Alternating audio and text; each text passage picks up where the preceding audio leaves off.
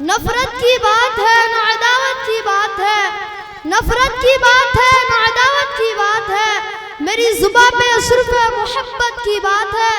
اس دور انتشار میں آپس کی دشمنی، اس دور انتشار میں آپس کی دشمنی، سوچو جو غور سے تو قیامت کی بات ہے۔ دیوار نفرتوں کی گراؤ تو بات ہے، دیوار نفرتوں کی گراؤ تو بات ہے، انسان کا شعور جگاؤ تو بات ہے۔ ظلمت میں زندگی کی محبت کے نام پر، ظلمت میں زندگی کی محبت کے نام پر، قندیل دوستی کی جلاؤ تو بات ہے۔ حضرات، میں آپ جیسے عظیم المرتبت اشخاص کے روبرو اتحاد و یکجہتی کے عنوان پر لب کشائی کی ہمت کر رہا ہوں۔ یہ سب آپ حضرات کی کرم فرمائی اور محبت کا نتیجہ ہے، ورنہ کہاں میں اور کہاں انہیں کہتے گول۔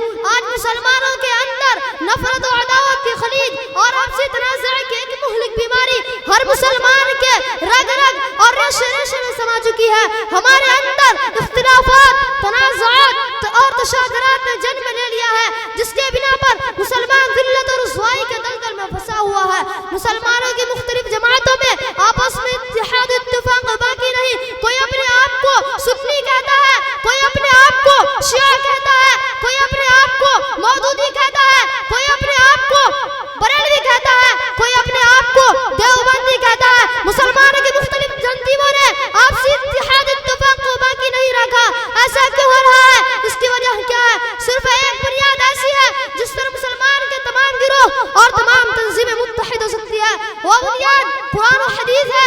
قرآن پر شیعہ، سنی، بریلوی، مودودی، دیوبندی تمام تنظیمیں ایمان رکھتی ہے۔ قرآن کی فریاد اور الکار سننے کے لیے تمام تنظیمیں ایک پلیٹ فارم پر آ سکتی ہے اور متحد ہو سکتی ہے۔ برادران ملت، نفرت و تنازعات کی خلیج کو دور کیا جا سکتا ہے، عداوت و تشادرات کی دیوار کو منہدم کیا جا سکتا ہے۔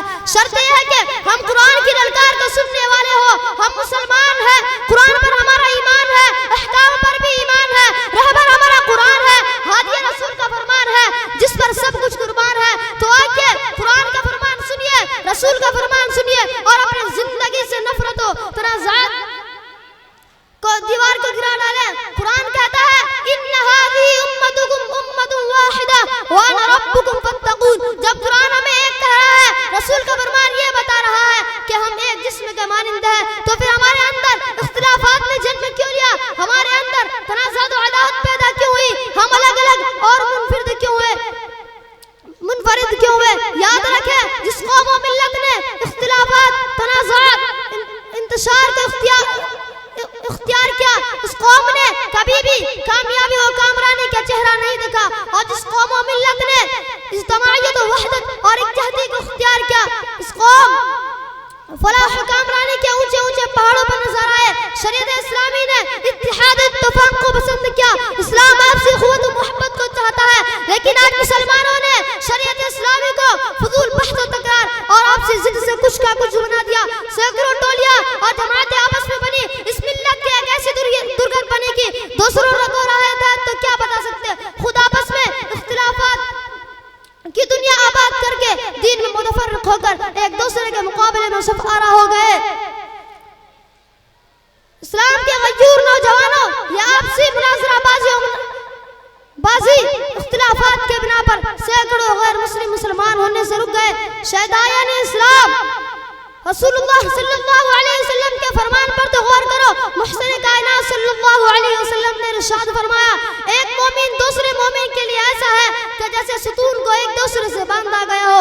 حدیث کے اندر غور تو کریں، چاروں سو وحدت، اخوت و محبت ہی نظر آئے گی، لیکن آج وہ ایمان والا جو فرمان رسول پر عمل کرنے کا دعویٰ کرتا ہے، آپسی اختلافات میں پڑا ہوا ہے۔ ایک مسلمان دوسرے مسلمان کو تکلیف وائز پہنچانے میں گریز بھی نہیں کرتا، حالانکہ محسن کائنات صلی اللہ علیہ وسلم نے ارشاد فرمایا، مسلمان ایک جسم کا مانند ہے۔ مسلمان کو ایسا ہونا چاہیے تھا کہ ایک مسلمان کو چوٹ لگے تو دوسرا یہ کہتے ہوئے خود کا حق ادا کرے، چوٹ لگے تجھ کو تو درد مجھے ہوتا ہے۔ شہدائان اسلام، ہم مسلمان آپس میں بھائی بھائی ہیں، ہم شیعہ بعد میں ہیں، سب سے پہلے مسلمان، ہم سنی بعد میں ہیں، سب سے پہلے مسلمان، ہم مودودی بعد میں ہیں، سب سے پہلے مسلمان، ہم بریلوی بعد میں ہیں، سب سے پہلے مسلمان، ہم دیوبندی بعد میں ہیں۔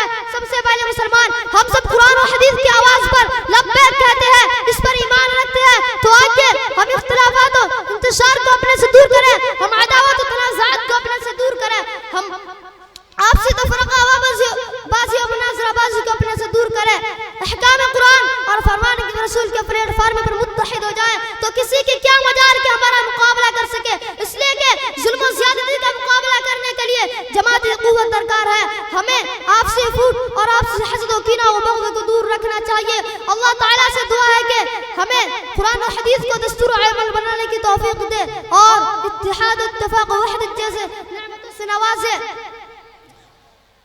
اختلافات، تنازعات تو انتشار جیسی منحوس لعنت سے ہم سب کی حفاظت فرمائے، آمین۔